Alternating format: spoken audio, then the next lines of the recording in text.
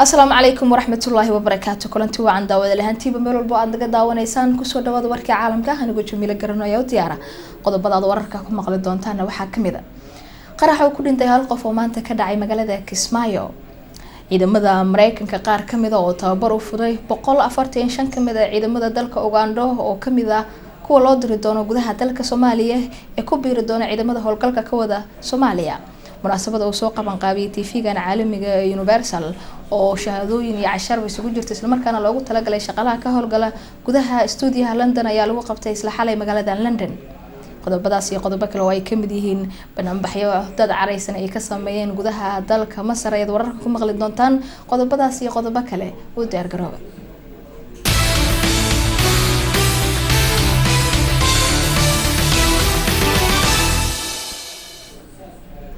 warkii faahfaahsan qarax uu ku dhintay hal ruux ayaa maanta ka dhacay gudaha magaalada Kismaayo sida uu ku soo warramay wariyahayaga inaga soo warramay deegaanadaasi Maxamed Cabdi Caynte qaraxan oo ahaa miinada dhulka lagu aaso ayaa waxa uu ka dhacay laanta Kuuba ee xaafadda Farjano agagaarka Geedo Qorow waxaana lala eegtay gaari uu watay ugaas Cabdiqaadir Sheekh Axmed oo kamid ah salaadiinta soo dhistay maamulka Jubbaland qaraxa oo gabi ahaanba burburiyay gaarigii uu watay ugaaska ayaa waxa ku geeriyooday laba qof oo kala ahaa ugaaska iyo wiil adeer u ahaa oo gaariga la saarnaa qaraxa kadib ayaa waxa goobta soo gaaray ciidamada amniga maamulka Jubbaland iyo dadweynihii ka agdhawaa goobta uu qaraxa ka dhacay hilibka dadka geeriyooday oo aad u gogo'ay ayaa waxa laga soo ururinayay goobta uu qaraxa ka dhacay ugaas Jaamac Xasan Ibrahim oo aan kula kulanay meesha uu qaraxa ka dhacay ayaa waxa uu ka warbixiyay qaabka uu qaraxa u dhacay iyo qasaaraha ka dhashay isagoona ummadda Soomaaliyeed uga tacsiyeeyay geerida naxdinta leh ee ku timi ugaas Cabdiqaadir Sheekh Axmed bismillaahir rahmaanir rahiim inna lillahi wa inna ilayhi raaji'uun inna lillahi wa inna ilayhi raaji'uun ugaas Cabdiqaadir Sheekh Axmed waa geeriyooday gacan ka xadaran baa dishay gaarigiisii baa lagu qarxiyay isaga iyo dad shacab ah ninkaas ehliyadii iyo awlaadii iyo sawaa iyo dumarkii iyo beesha ugaas ku ahaaga intaba waxaan leenahay samir iyo iimaan dhammaanteen Allah inaga siiyo gacan ka xadaran baa dishay waa arrin lagu bartilmaameedsanayo dadka magaca iska leh ee la leeyahay dadkaas dad magac leh baa la dilay waxay la tahay cid kale oo waxa dhigtay ma jirto waa cid sharwalayaasha ah qaraxa laba qof baa ku dhintay ugaaska iyo wiil la socday way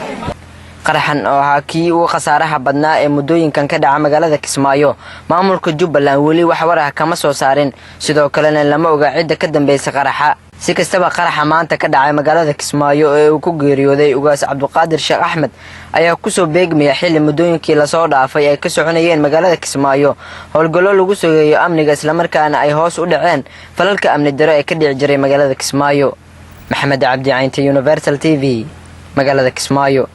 ciidamada Mareykanka ayaa tababar u soo gabagabeeyay ciidamo isugu jira kuwa u dhashay dalka Uganda iyo waliba dalka Soomaaliya kuwa oo lagu wado inay qayb ka noqdaan ciidamada nabad ilaalinta ee ku sugan gudaha dalka Soomaaliya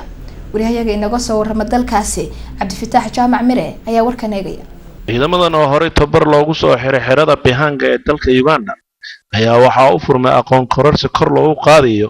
howlahooda shaqo furitaanka aqoon kororsigan ayaa waxa ka qayb galay safiirka Soomaaliya u fadhiya dalka Uganda Sayid Axmed Sheekh Daahir safiirka oo saxaafadda u warramayay ayaa faahfaahin ka bixiyay aqoon kororsigan iyo waxyaabihii uu ku saabsanaa tababarka la siiyay ciidamada tababar guud buu ahaa aqoonta loogu talagalay in la siiyo waqtiga ay haysteen ayaa aad u kala badnaa marka aqoon guud baa la siiyay marka seminaarkan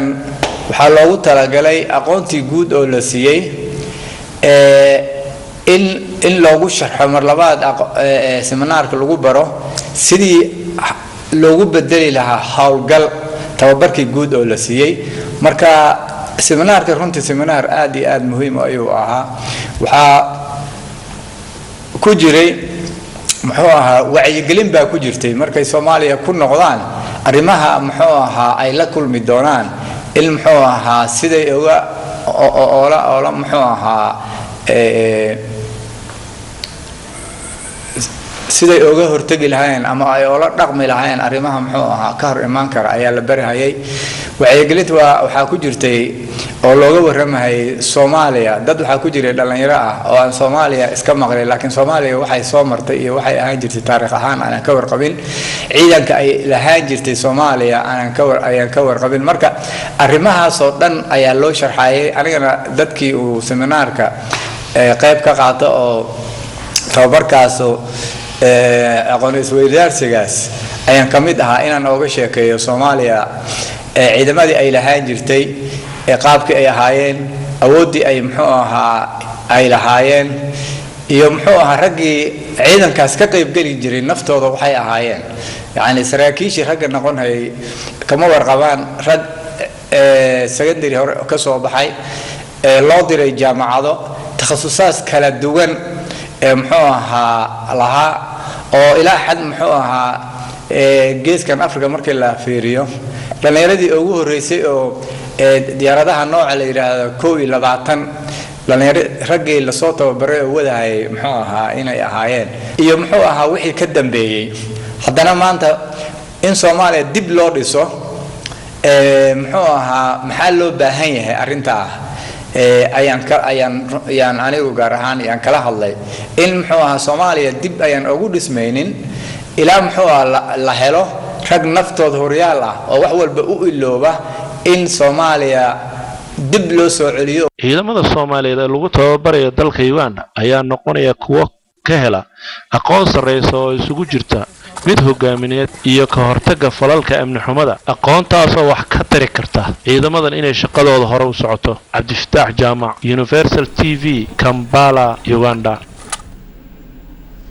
munaasabada uu soo qaban qaabiyay TV-gan caalamiga Universal oo shahaadooyin sharaf isugu jirtay isla markaana loogu talagalay shaqaalaha ka howlgala TV-ga caalamiga Universal qaybtiisa London ayaa xalay lagu qabtay magaalada London Cabdirashiid Maxamed Nuur ayaa eegaya munaasabadan oo ahayd mid loogu mahadcelinayo shaqaalihii kaalinta lixaad leh ka soo qaatay shaqada TV-ga caalamiga Universal gaar ahaan bisha barakeysan ee Ramadaan ayaa ka dhacday maqaaxida ama hotelka lagu magacaabo Jodri ee waqooyiga magaalada London intii munaasabada casho sharafta ahayd ee socotay ayaa maamulaha telefishinka caalamiga Universal Xamduun Abubakar wuxuu u mahadceliyay dhigiisa ama maamulaha maqaaxida Jodri Master Imran sida wacaneed oo u soo dhaweeyay shaqaalaha telefishinka Universal casho sharafta kadib ayaa waxaa munaasabadu guddoonsiinayay shahaadooyin kala duwan shaqaalaha telefishinka caalamiga waxay ka dhacday stuudiyaha telefishinka Universal halkaasi ay ku sugnaayeen maamulaha telefishinka Xamduun Abubakar madaxa farsamada Cabdalla Mudiir iyo waliba madaxa barnaamijyada iyo wararka Maxamed Axmed Xaaji Cagmadhige ugu horeyntii munaasabada ayaa waxaa daahfuray madaxa wararka barnaamijyada Maxamed Axmed Xaaji Cagmadhige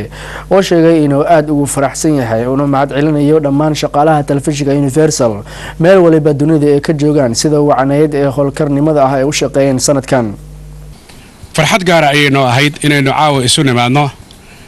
qaar ka mid ah shaqaalaheena telefishinka Universal ee xarunta London iyadoo ujeedadu ay ahayd marka haddii howl la qabto ama barnaamij uu socdo marka hawle dhamaataba in aynu isugu nimaadno inaynu iska xog wareysano sida wax u dhaceen isla markaana aan isu mahadcelino sababtoo in la isu mahadceliyaa waa wax aad u wanaagsan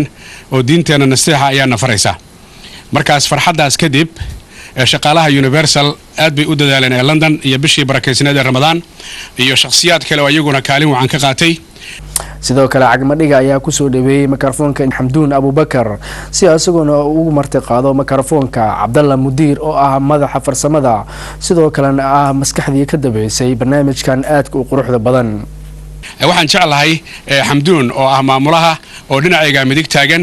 inuu shahaadooyin guddoonsiyo qaar ka mid ah shaqaalaha oo iyagu fursad u helay iyo dadaalkooda inay ku guuleystaan iyadoo aan hal qof ugu yeeri doono kadibna la guddoonsiin doono aad baad mahadsantihiin caawa isugu imaano mahad gaar waxaa u celinayaa farsamo yaqaaniinta oo normal dadka waxay dhaan rabadaanka wax soo saarka waa yaryar laakiin waxay tuseen dadka ama ay juhdi zaa'id u bixiyeen in wax soo saarkooda ay dabal ka dhigaan oo maasha Allah waxyaalo qurux badan ay soo saareen aadan ugu mahadcelinayaa intaasi kadib ayaa waxaa la guda galay guddoonsiinta shahaadooyin iyo abaalmarin kala duwan shaqaalaha telefishinka caalamiga Universal gaar ahaan kuwa ku sugan magaalada London waxaan ugu horreyntii u yeerayaa farsamayaqaankeena qiimaha badan ee qaaliga ah abuukar mahdi abuukar in la guddoonsiiyo shahaadada oo aan u arko runtii telefishinkuna u arko dad badan oo magaciisa markay maqlaana ay u arki karaan inuu yahay nin karti badan oo dadaal badan oo howlo badan qabtay gaar ahaan bishii ramadaan markii ay dhammaatay iyo intii lagu jiraba oo barnaamijkii weynaa ee quruxda badnaa ee ciidda oo habeenno badan dadka Soomaaliyeed ay daawadeen waa ninkii aad uga shaqeeyay marka si aadaan abuukar ugu mahad celinayaa waana ku soo dhaweynayaa in shahaadadiisa la guddoonsiiyo waxaan jeclahay inaan u yeero madaxa qaybta farsamada ee telefishinka caalamiga ee Universal Cabdallah Umar Mudir oo runtii juhdi badan iyo culays badan saaray hawsha intii ramadaanka lagu jiray ka hor iyo kadib mar hadii marka ay noqotay in qiimeyn lagu sameeyo shaqaalihii isaga laftiisa uu mutaystay kartiyuna ku mutaystay waa soo dhaweynaynaa shahaadadan iyo ka badanna waa istaahila abuukar marka hadaan siinay Cabdallah Umar Mudir ayaan u yeerayaa markan madaxa farsamada waxaan markan jeclahay nin saaxiibkeena jira oo naga maqan laakiin kamida dadka mutaystay oo dadaalkiisa ka waday halka uu joogo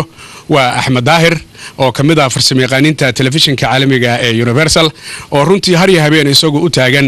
barnaamijyada socodsiintooda iyo ka qayb qaadashadooda dhinaca farsamadana ka tirsan Axmed Daahir maadaama uu sanala joogin waxaan jeclahay inuu u guddoonsiiyo madaxa farsamada maadaama uu madaxii farsamada u joogo waxaan jeclahay inaan markan u yeero saaxiibkeen oo farsamayaqaan oo runtii aan oran karo dadaalkiisu aad buu u badan yahay waa Jibriil Maxamed Saciid Saxaaf si halkan shahaado loogu siiyo kulan iyo wax kororsi waa barnaamij qiimo badan Nimco Axmed Xuseen Jamiilo Xasan Garuun waa gabadheena aan oran karo waa farshaxaniste marka la fiiriyo waa Chicha Amin oo iyadoo aan la joogin laakiin u qaadi doonto Jamiila oo kamida shaqaalaha lana socota iyada lafteedu iyadoo waqooyiga Ameerika jirta barnaamijkan quruxda badan ee caawa dhacay Ali Naaji waa u yeeraya saaxiibkay waxaan jeclahay inaan u yeero عليم عبد الرشيد محمد نور عبد الرشيد رشكا سودو عبد الحكيم الفقي marka hore horta waxaan u mahadnaqayaa barnaamijkan maamulka soo diyaariyay barnaamijkan oo ahaa casho iyo shahaado la siinayay shaqaalaha Universal taas oo ah dhiirigelin shaqaalaha Universal waxay u noqotay wax dhiirigelin ah waxaan u mahadnaqayaa oo kale ama shahaadooyinka aan qaadanay ma aha shahaadooyin annaga kaliya aan qaadanay waa shahaadooyin ama mahadnaq aan u qaadnay shaqaalaha Universal adduunka meel kasta ay joogaan ugu dambeyntii Maxamed Axmed Xaaji Cagmadhige ayaa u mahad celiyay dhammaan dadka ka qayb qaatay barnaamijka socday ee bisha barakeysan ee Ramadaan